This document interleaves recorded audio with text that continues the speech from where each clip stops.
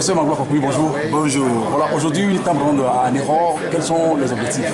Les objectifs, c'est de rectifier beaucoup de distorsions dans l'histoire du pays qu'est Milan. Parce qu'il y a eu beaucoup d'amalgames. Les gens croyaient que nous étions tous gains. Le terme gain vient de la déformation de gain.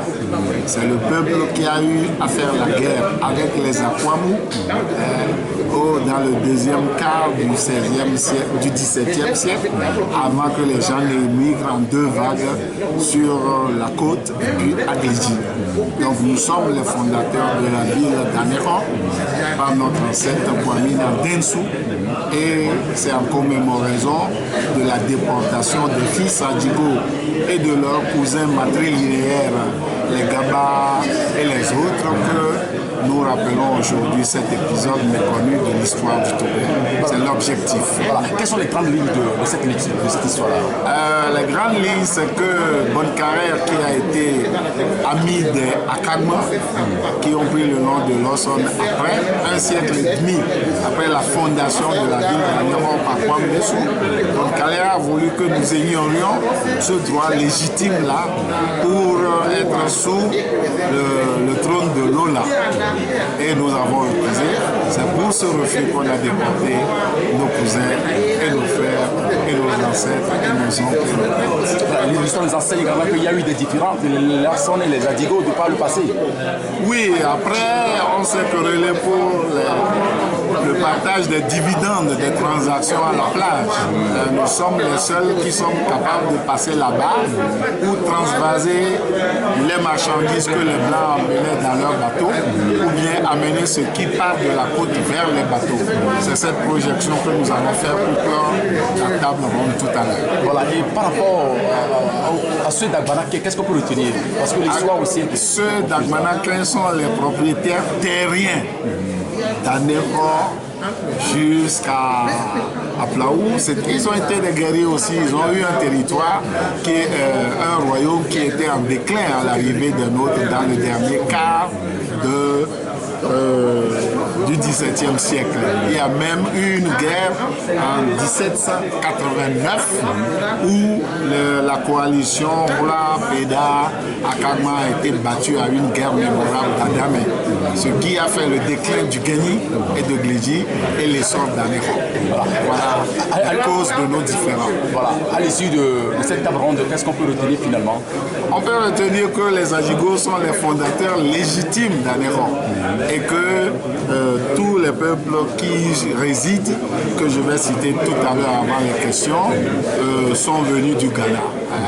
Plus les plats, les pédas et les adja et les fonds qui étaient dans les localités à l'arrière-plan d'Anéron avant notre arrivée. Voilà l'histoire.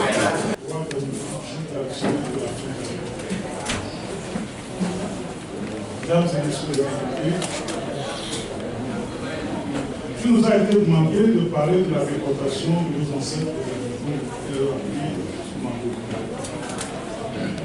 Vous conviendrez avec moi que l'histoire, ce sont des événements et des faits que nous vivons dans le passé, que l'on cherche à raconter à la génération présente.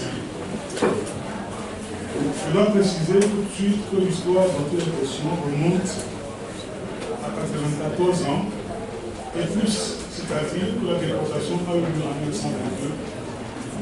C'est le retour des déportés en 1926, ça fait 10 ans maintenant, que les années que les alliés veulent commémorer.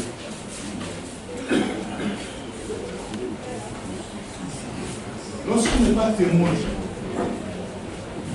d'un événement qu'on veut raconter, on doit nécessairement aller aux sources, se rapprocher des intéressés ou de ceux qui leur sont proches.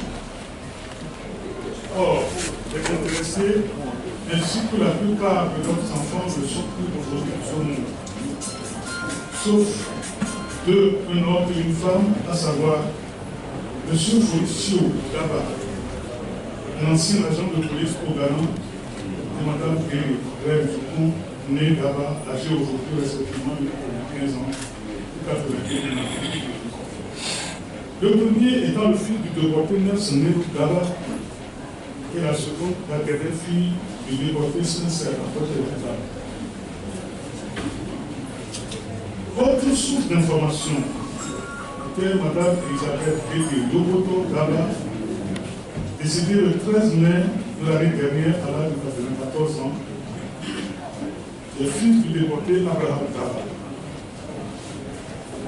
Ce sont là les sources d'information qui sont verbales, c'est-à-dire qui m'ont été données de bouche à oreille.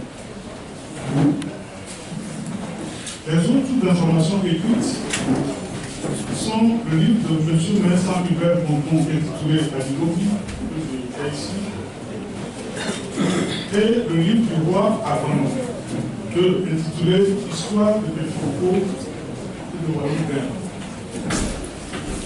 Une autre source d'information écrite est le journal officiel du 5, numéro 5 du gouvernement de 1922 que j'ai été chercher à la Bibliothèque nationale. Je dois avouer qu'avant d'être choisi comme le premier responsable de notre famille, je ne connaissais pas grand-chose sur la déportation. Je me rappelle que j'ai une fois posé la question à mon père, qui m'a dit ceci. Mon fils,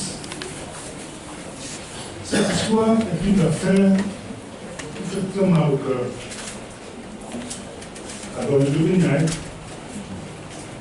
car c'était un de nos propres parents qui ont été complices de ceux qui ont commandité de réaliser cette œuvre diabolique. Ne cherchons pas à raviver les anciennes cicatrices d'un pardon et oublié. Après tout, les commanditaires et leurs complices ne sont plus là aujourd'hui. La déportation. Du vivant de Atakwambe sous 13, chef traditionnel de la ville d'Aringo, j'ai vu une photo qui est derrière nous ici, où on m'a dit que ce sont les déportés de Mangou lors de leur retour au Bercail. Ils sont au nombre de 10 dans la photo. Madame Bélé Longoto Gaba, que j'ai cité plus haut, m'a fait savoir qu'ils étaient au nombre de 12, sans compter les femmes de certains d'entre eux et leurs domestiques. Cette précision m'a été confirmée par le journal officiel.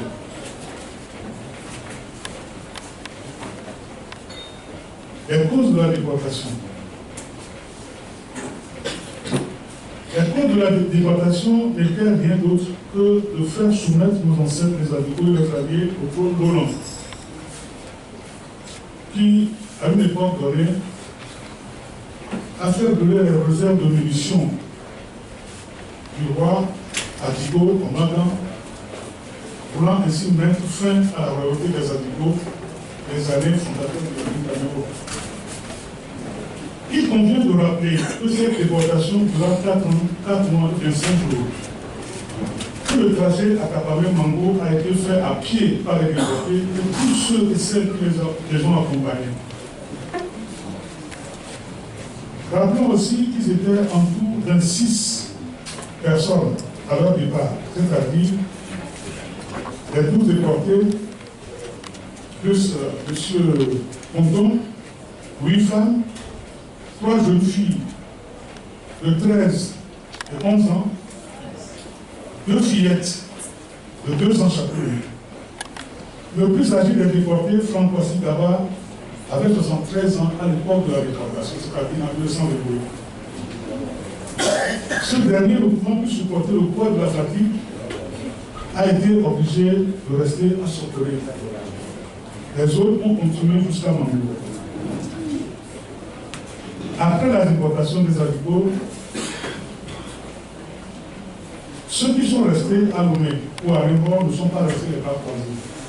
Ceux-là, à la tête desquels se trouvaient M. Grandville et Porte-Force, ont pris le conseil d'un avocat français du nom de Maître Marius Bouté pour assurer leur défense. Une provision de 120 000 francs a été versée à Maître Bouté.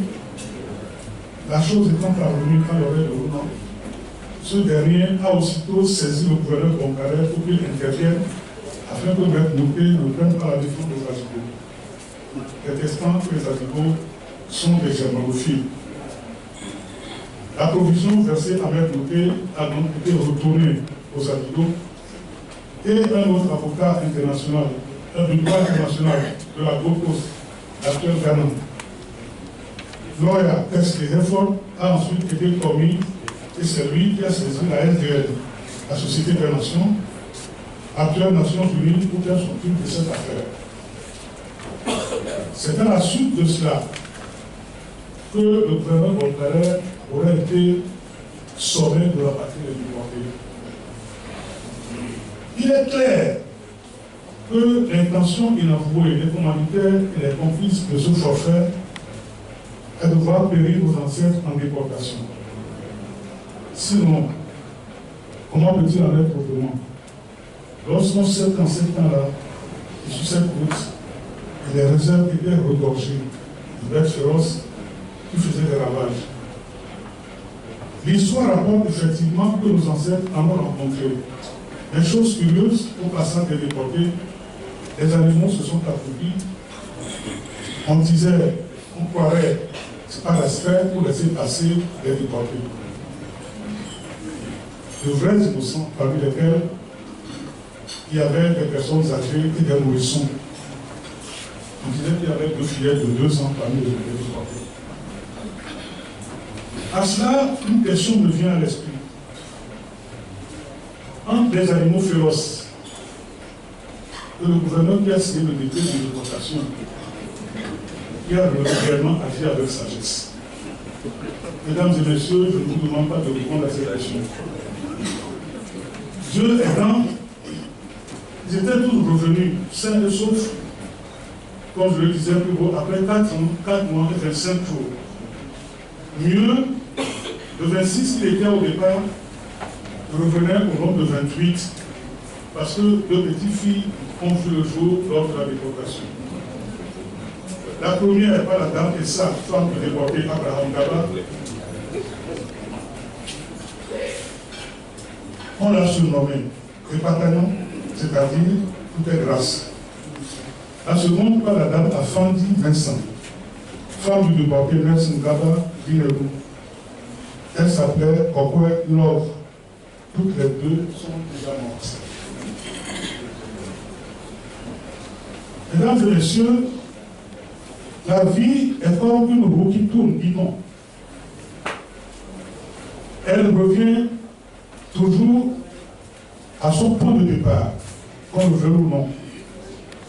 Avant la déportation, Frank Kwasi Gaba, alors le Jean Victor Adigo et allié, a voulu faire improviser M. James Abou de David comme roi des Adjibos.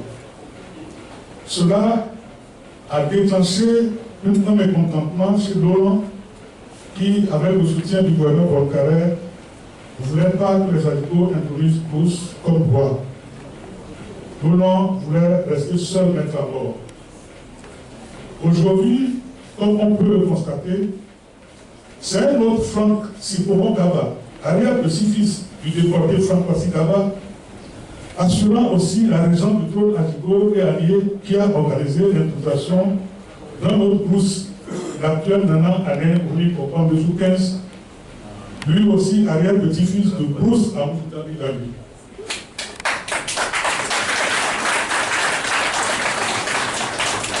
Que ceux qui ont des oreilles pour entendre, entendent. Comme vous devez le savoir, les Gaba ont payé un lourd tribut dans cette déportation. 7 Gaba sur un total de 12 déportés.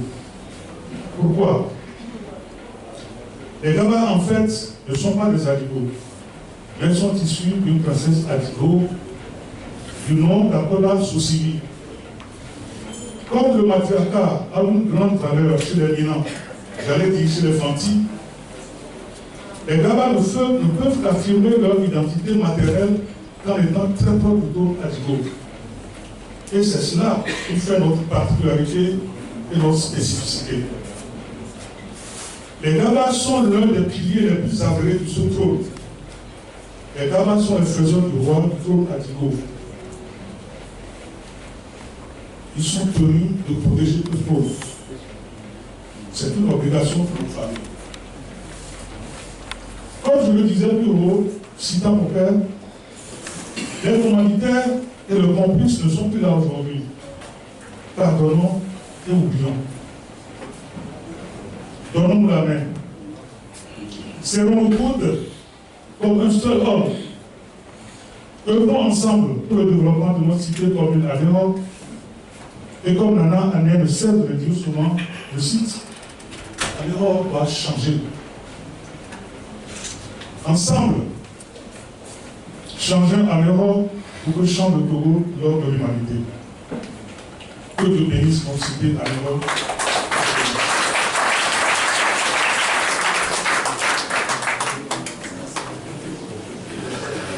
Le passage de la barre, c'est ce que nous allons suivre à présent à travers la projection.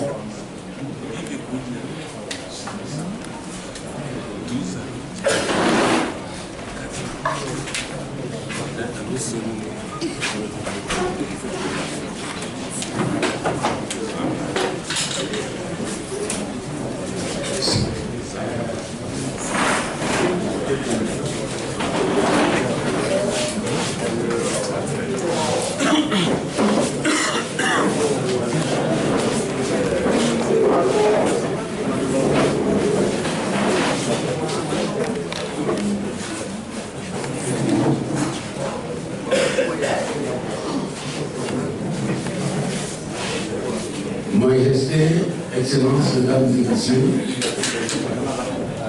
on vous a suffisamment parlé de Andy, venant de Elmina. Leur spécialité, c'est la